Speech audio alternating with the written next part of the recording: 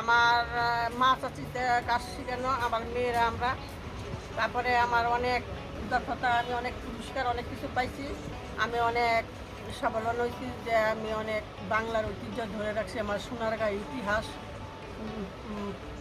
আমি ধরে রাখছি যে গ্রাম ঐতিহ্য। আমি দেখেন এই যে আমাদের নিজের হাতের পোশাক। হ্যাঁ, খুব সুন্দর আপনার এই হাতের কাজ। আর এই যে বাংলার ঐতিহ্য, এই যে নকশি খাতা, এগুলি হলো নকশি খাতা। এটা হলো 25,000 টাকা অর্ডার।